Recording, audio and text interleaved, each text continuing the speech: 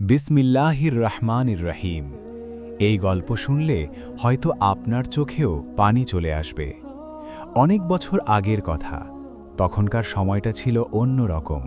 গ্রাম বাংলার মানুষ তখনও সহজ সরল জীবন যাপন করত। কাঁচা রাস্তা, খড়ের ঘর, পুকুর পাড়ে তালগাছ আর সন্ধ্যা নামলেই হারিকেনের আলো, এই ছিল তখনকার দিনের চেনা ছবি। একটা ছোট্ট গ্রাম ছিল নদীর ধারে। গ্রামের নাম ছিল শিবপুর। সেই গ্রামে বাস করতেন এক বৃদ্ধা মহিলা। গ্রামের সবাই তাকে ডাকত রহিমা খালা বলে। রহিমা খালার বয়স তখন প্রায় ৭০-এর কাছাকাছি। চুলগুলো সাদা হয়ে গেছে অনেক আগেই। শরীরটাও আগের মতো শক্ত নেই। হাঁটতে গেলে লাঠির সাহায্য নিতে হয়। তবে এক সময় রহিমা খালা ছিলেন খুবই পরিশ্রমী একজন নারী। স্বামী মারা যাওয়ার পর তিনি একাই তার ছোট ছেলে করিমকে মানুষ করেছেন। কত কষ্ট যে তিনি করেছেন তা গ্রামের সবাই জানত। দিনে মানুষের বাড়িতে কাজ করেছেন, রাতে নিজের বাড়ির কাজ সামলেছেন। অনেক সময় নিজের পেটে খাবার না দিয়ে ছেলের মুখে তুলে দিয়েছেন ভাত। করিম তখন ছোট ছিল। মা তাকে খুব আদর করে বড় করেছেন। কিন্তু আদরের মাঝেরও শাসন ছিল। রহিমা খালা সবসময় বলতেন, মানুষের সাথে ভালো ব্যবহার করবি বাবা। গরিবের দোয়া আর বৃদ্ধ মানুষের দোয়া কখনো বিফলে যায় না। করিম ছোটবেলায় খুবই ভালো ছেলে ছিল। মায়ের কথা শুনত, পড়াশোনা করত। গ্রামের মসজিদের হুজুরও তাকে খুব স্নেহ করতেন। সময়ের সাথে সাথে করিম বড় হতে লাগল। যখন করিমের বয়স ২৫ হল, তখন রহিমা খালা ভাবলেন এবার ছেলের বিয়ে দেওয়া দরকার। গ্রামেরই আর এক পাড়ায় এক মেয়ের কথা শোনা গেল। মেয়েটার নাম ছিল সালমা। দেখতে সুন্দর, কথা বলতে মিষ্টি, এমনটাই সবাই বলতো। কিন্তু গ্রামের কয়েকজন বয়স্ক মানুষ বলতো মেয়েটা একটু রাগী স্বভাবের। তবে তখন কে আর এসব কথায় কান দেয়? করিম সালমাকে একবার দেখেই পছন্দ করে ফেলল। রহিমা খালাও ভাবলেন ছেলে যদি খুশি থাকে তাহলে আর কি দরকার। অল্প কিছুদিনের মধ্যেই বিয়ে হয়ে গেল। বিয়ের দিনটা ছিল খুব আনন্দের। গ্রামের মানুষজন সবাই এসেছিল। রহিমা খালা খুব খুশি ছিলেন। তিনি মনে মনে ভাবছিলেন, এখন আমার সংসারে আর একজন মানুষ এলো। আমার শেষ বয়সে একটা মেয়ের মতো সঙ্গী পাব। বিয়ের প্রথম কয়েকদিন সত্যিই খুব ভালো কাটছিল। সালমা শাশুড়িকে সম্মান করত, তার সাথে মিষ্টি করে কথা বলতো। রহিমা খালা মনে মনে আল্লাহর কাছে শুকরিয়া আদায় করতেন। কিন্তু মানুষের আসল স্বভাব সব সময় শুরুতেই বোঝা যায় না। কিছুদিন যাবার পর ধীরে ধীরে সালমার আচরণ বদলাতে শুরু করল। প্রথমে ছোটখাটো ব্যাপার দিয়ে শুরু হলো। একদিন সকালে রহিমা খালা রান্নাঘরে গিয়ে দেখলেন সালমা মুখ গোমরা করে বসে আছে। তিনি নরম গলায় বললেন, মা, কি হয়েছে? সালমা একটু বিরক্ত গলায় বলল, আপনি সব কিছুতে কথা বলেন কেন? রহিমা খালা অবাক হয়ে গেলেন। তিনি তো শুধু খোঁজ নিয়েছিলেন। তিনি চুপ করে চলে গেলেন। এরপর থেকে প্রায়ই এমন ঘটনা ঘটতে লাগল। সালমা অনেক সময় শাশুড়ির সাথে রুক্ষভাবে কথা বলতো, কিন্তু রহিমা খালা কখনো পাল্টা কিছু বলতেন না। তিনি ভাবতেন নতুন বউ, হয়তো সময় লাগবে মানিয়ে নিতে। কিন্তু দিন যেতে যেতে পরিস্থিতি আরও খারাপ হতে লাগল। একদিন দুপুরে রহিমা খালা একটু দেরি করে ভাত খেতে বসেছিলেন। সালমা তখন রাগ করে বলল, এত দেরি করেন কেন? আমার কি আর কাজ নেই? বৃদ্ধা তখন মাথা নিচু করে বসে রইলেন। তার চোখে পানি চলে এসেছিল। তিনি ধীরে ধীরে বললেন, মা, একটু শরীরটা খারাপ ছিল। কিন্তু সালমা তাতে কর্ণপাত করল না। এরপর থেকে সে প্রায়ই শাশুড়ির সাথে খারাপ ব্যবহার করতে লাগল। কখনো ঠিকমতো খাবার দিত না, কখনো তুচ্ছ তাচ্ছিন্ন করত। সবচেয়ে কষ্টের বিষয় ছিল যে করিম এসব দেখেও চুপ করে থাকত। করিম এখন কাজের জন্য প্রায়ই বাইরে থাকত। বাড়িতে বেশি সময় থাকত না। আর যখন থাকত তখনও স্ত্রীর কথাই বেশি বিশ্বাস করত। সালমা মাঝে মাঝে করিমকে বলতো, তোমার মা আমাকে শান্তিতে থাকতে দেয় না। করিম তখন মায়ের দিকে রাগী চোখে তাকাত। রহিমা খালা এসব দেখে খুব কষ্ট পেতেন। তিনি মনে মনে ভাবতেন, যে ছেলেকে এত কষ্ট করে বড় করলাম, সে আজ আমার কথা বিশ্বাস করে না। একদিন সন্ধ্যায় আকাশে মেঘ ছিল, হালকা বাতাস বইছিল। রহিমা খালা উঠোনে বসেছিলেন। তার চোখ দূরের দিকে তাকিয়েছিল। হয়তো তিনি তার অতীত দিনের কথা ভাবছিলেন। কত কষ্ট করে এই সংসার গড়েছেন, কত রাত না খেয়ে কাটিয়েছেন ছেলের জন্য। হঠাৎ ঘরের ভেতর থেকে সালমার চিৎকার শোনা গেল, এই বাড়িতে কি আমার কোনো শান্তি নেই? রহিমা খালা ধীরে ধীরে উঠে দাঁড়ালেন। তিনি বুঝতে পারছিলেন না আবার কি হয়েছে। তিনি লাঠি নিয়ে ধীরে ধীরে ঘরের দিকে এগোলেন। কিন্তু তিনি জানতেন না এই ঘরের ভেতরেই শুরু হতে যাচ্ছে তার জীবনের সবচেয়ে বড় অপমান আর কষ্টের অধ্যায়। পুরনো দিনের সেই শান্ত গ্রাম শিবপুরে একজন বৃদ্ধা মায়ের জীবনে তখন নেমে আসছিল এক অন্ধকার সময়ের শুরু, আর এই কষ্টের গল্প তখনও কেউ বুঝতে পারেনি। শুধু আকাশের তারা আর নিঃশব্দ রাতের বাতাস যেন সেই দুঃখের সাক্ষী হয়েছিল। রহিমা খালা ধীরে ধীরে ঘরের দরজার সামনে এসে দাঁড়ালেন, তার হাতে লাঠি, চোখে একটু ভয় আর একটু দুশ্চিন্তা। ভেতর থেকে সালমার বিরক্ত গলা শোনা যাচ্ছিল, এই বাড়িতে যেন কেউ আমাকে শান্তিতে থাকতে দিতে চায় না। রহিমা খালা আস্তে করে বললেন, মা, কি হয়েছে? সালমা রাগী চোখে তাকিয়ে বলল, আপনি আবার এসেছেন কেন? সব সময় আমার কাজের মধ্যে নাক গলাতে হবে? বৃদ্ধা হতভম্ব হয়ে গেলেন। তিনি তো শুধু জানতে চেয়েছিলেন, কিন্তু সালমা থামল না। সে বলল, আপনার জন্যই আমার জীবনটা নষ্ট হয়ে গেছে, দিনরাত আপনার খেয়াল রাখতে হয়। রহিমা খালা মাথা নিচু করে দাঁড়িয়ে রইলেন। তিনি শান্ত গলায় বললেন, মা, আমি তো তোমার কোনো ক্ষতি করতে চাই না। কিন্তু সালমা তাতে আরও রেগে গেল। সে জোরে বলল, আপনি থাকলেই সমস্যা, সব সময় আপনাকে নিয়ে ঝামেলা। সেই সময় করিম বাড়িতে ছিল না, সে হাটে গিয়েছিল কিছু জিনিসপত্র কিনতে। বৃদ্ধা আর কোনো কথা বললেন না। ধীরে ধীরে তিনি আবার উঠোনে ফিরে এলেন। রাতের বাতাস একটু ঠান্ডা হয়ে এসেছিল, আকাশে আধখানা চাঁদ উঠেছে। রহিমা খালা উঠোনের কোণে বসে চুপচাপ আকাশের দিকে তাকিয়ে রইলেন। তার চোখের কোণে পানি জমে উঠেছিল। তিনি মনে মনে ভাবছিলেন, এটাই কি আমার শেষ জীবনের প্রাপ্য? যে ছেলের জন্য এত কষ্ট করলাম, সেই ছেলের ঘরেই আজ আমি পরের মতো হয়ে গেছি। এরপর দিনগুলো আরও কঠিন হতে লাগল। সালমা ধীরে ধীরে আরও কঠোর হয়ে উঠল। আগে সে মাঝে মাঝে খারাপ ব্যবহার করত, এখন প্রায় প্রতিদিনই কিছু না কিছু নিয়ে ঝগড়া করত। কখনো ভাত দিতে দেরি করত, কখনো ইচ্ছে করে কম খাবার দিত। রহিমা খালা তবুও কিছু বলতেন না, তিনি সব সহ্য করতেন। একদিন সকালে রহিমা খালা পুকুরে গিয়ে একটু পানি আনতে চেয়েছিলেন। তিনি লাঠি নিয়ে ধীরে ধীরে হাঁটছিলেন। হঠাৎ সালমা এসে বলল, কোথায় যাচ্ছেন? বৃদ্ধা বললেন, মা, একটু পানি আনতে যাচ্ছি। সালমা রাগ করে বলল, আপনি গেলে যদি পড়ে যান, তখন দোষটা কে নেবে? কথাটা শুনতে ভালো মনে হলেও তার গলায় ছিল বিরক্তি। সে বলল, ঘরে বসে থাকলেই তো পারেন। রহিমা খালা কিছু না বলে আবার ঘরে ফিরে এলেন। দিনের পর দিন তিনি যেন বন্দী হয়ে গেলেন নিজের ঘরের ভেতর। কখনো উঠোনে বসতেন, কখনো জানালার পাশে চুপচাপ বসে থাকতেন। গ্রামের মানুষজন মাঝে মাঝে জিজ্ঞেস করত, খালা, কেমন আছেন? তিনি হাসি মুখে বলতেন, আলহামদুলিল্লাহ, ভালো আছি। কিন্তু তার সেই হাসির পেছনে লুকিয়েছিল অনেক কষ্ট। একদিন বিকেলে পাশের বাড়ির আমেনা বেগম এসে ডাক দিলেন, খালা, আছেন? রহিমা খালা বাইরে এলেন। আমেনা বেগম বললেন, আপনাকে কয়েকদিন ধরে ঠিকমতো দেখছি না। বৃদ্ধা মৃদু হেসে বললেন, এই তো আছি মা। ঠিক তখন সালমা ঘর থেকে বেরিয়ে এলো। তার মুখটা গম্ভীর ছিল। সে বলল, এত কথা বলার কি আছে? আমেনা বেগম একটু অস্বস্তিতে পড়ে গেলেন। তিনি বললেন, না না, শুধু খোঁজ নিতে এসেছিলাম। সালমা ঠান্ডা গলায় বলল, ঠিক আছে, এখন কাজ আছে। আমেনা বেগম বুঝে গেলেন পরিস্থিতি ভালো নয়। তিনি ধীরে ধীরে চলে গেলেন। সেদিন রাতে রহিমা খালা অনেকক্ষণ ঘুমাতে পারেননি। তিনি বিছানায় শুয়ে ছাদের দিকে তাকিয়েছিলেন। তার মনে পড়ছিল করিমের ছোটবেলার কথা। করিম যখন ছোট ছিল, তখন রাতে ভয় পেলে মায়ের গায়ে এসে জড়িয়ে ধরত। সে বলতো, মা, তুমি থাকলে আমার কোনো ভয় লাগে না। সেই ছেলেটাই আজ বড় হয়েছে, কিন্তু আজ সে মায়ের কষ্ট বুঝতে পারছে না। পরদিন সকালে করিম বাড়ি ফিরল কাছ থেকে। সালমা তখনই সুযোগ পেল। সে একটু কান্নার ভান করে বলল, তোমার মা একদম শান্তিতে থাকতে দেয় না। করিম অবাক হয়ে বলল, কেন, কি হয়েছে? সালমা বলল, সারাদিন আমার কাজে দোষ ধরে, আমাকে অপমান করে। করিম একটু রেগে গেল। সে মায়ের দিকে তাকিয়ে বলল, মা, তুমি কেন এমন করো? রহিমা খালা অবাক হয়ে গেলেন।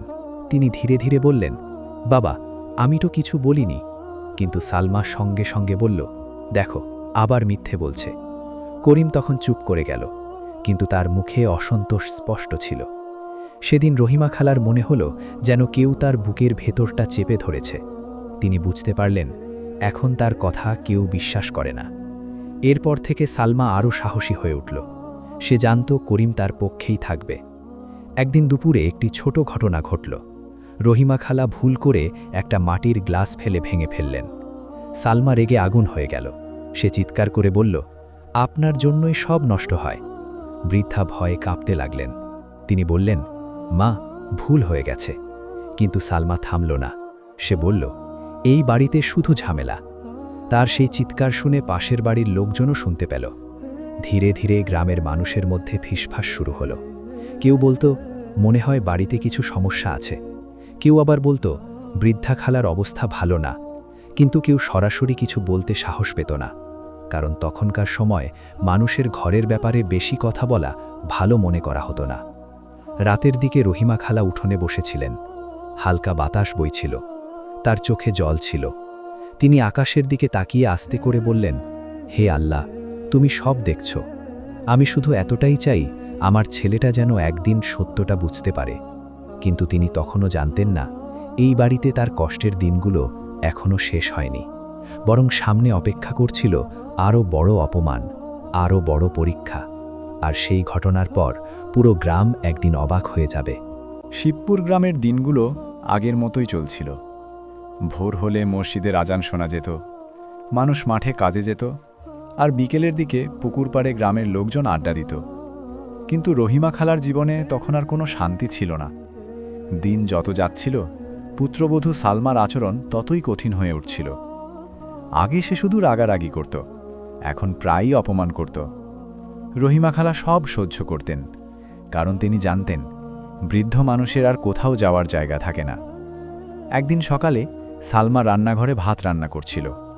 রহিমা খালা ধীরে ধীরে এসে বললেন, মা, একটু পানি দেবে?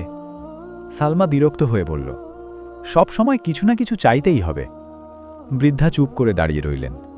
সালমা শেষে একটি গ্লাস এগিয়ে দিল, কিন্তু তার মুখে স্পষ্ট বিরক্তি ছিল। রহিমা খালা পানি খেয়ে আবার নিজের ছোট ঘরে চলে গেলেন। সেই ঘরটা খুবই সাধারণ ছিল। একটা পুরনো খাট, একটা মাটির আলমারি, আর কোনায় একটি তেলের প্রদীপ। এই ছোট ঘরেই তিনি তার শেষ জীবন কাটাচ্ছিলেন। একদিন দুপুরে সালমা ইচ্ছে করে রহিমা খালাকে ভাত দেয়নি। বৃদ্ধা অনেকক্ষণ অপেক্ষা করলেন। তার পেট তখন ক্ষুধায় কাঁপছিল। শেষে তিনি সাহস করে রান্নাঘরের সামনে এসে দাঁড়ালেন। ধীরে ধীরে বললেন, মা, আমার ভাতটা কি হয়েছে? সালমা তখন ঠান্ডা গলায় বলল, ভাত শেষ। রহিমা খালা অবাক হয়ে গেলেন। তিনি বললেন, শেষ? সালমা বলল, হ্যাঁ, আগে বললে পেতে।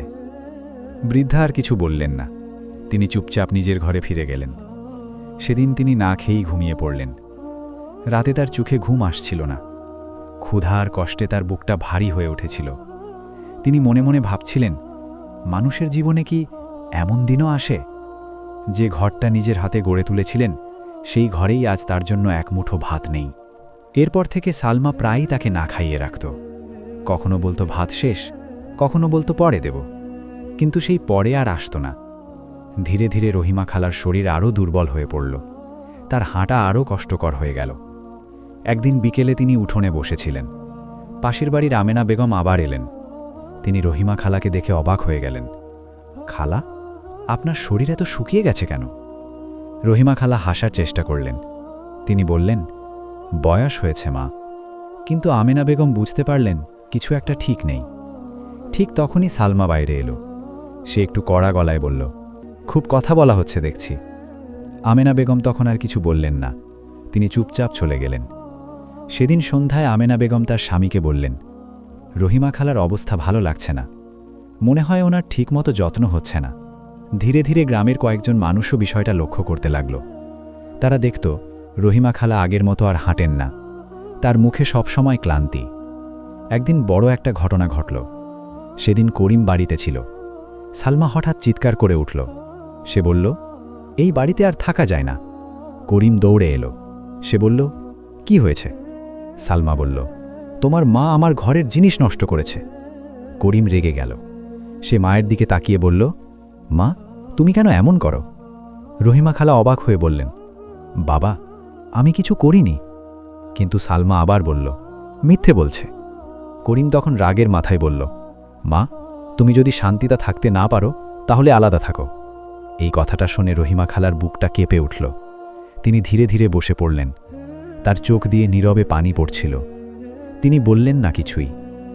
সেদিন রাতটা ছিল তার জীবনের সবচেয়ে কষ্টের রাতগুলোর একটি। বাইরে তখন হালকা বৃষ্টি পড়ছিল। ছাদের ওপর বৃষ্টির শব্দ হচ্ছিল।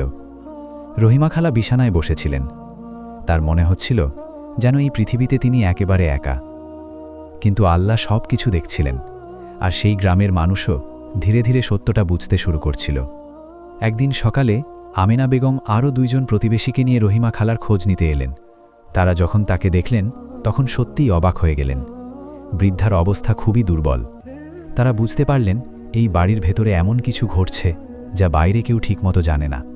আর সেই ঘটনার পর শিবপুর গ্রামের মানুষ একদিন এমন একটি সত্য জানবে যা শুনে সবাই অবাক হয়ে যাবে। শিবপুর গ্রামের মানুষ ধীরে ধীরে বুঝতে শুরু করেছিল যে রহিমা খালার জীবনে কিছু একটা ঠিক নেই। আগে তিনি ছিলেন গ্রামের সবার প্রিয় মানুষ, সবসময় হাসি খুশি সবার খোঁজ খবর নিতেন। কিন্তু এখন তাকে খুব কমই বাইরে দেখা যায়। যখনই দেখা যায় তার মুখে ক্লান্তি আর চোখে গভীর দুঃখ। পাশের বাড়ির আমেনা বেগম বিষয়টা নিয়ে খুব চিন্তিত হয়ে পড়েছিলেন। একদিন সকালে তিনি তার স্বামী আর 2 জন প্রতিবেশীকে নিয়ে রহিমা খালার বাড়িতে গেলেন। তারা উঠোনে এসে ডাক দিলেন, খালা আছেন? ভেতর থেকে খুব দুর্বল গলায় উত্তর এলো, আছি মা। রহিমা খালা ধীরে ধীরে ঘর থেকে বের হলেন। তাকে দেখে সবাই অবাক হয়ে গেল। তার শরীর অনেক শুকিয়ে গেছে, হাঁটতে কষ্ট হচ্ছে। আমেনা বেগম কাছে গিয়ে বললেন, খালা আপনার শরীর এত খারাপ কেন? রহিমা খালা একটু হাসার চেষ্টা করলেন।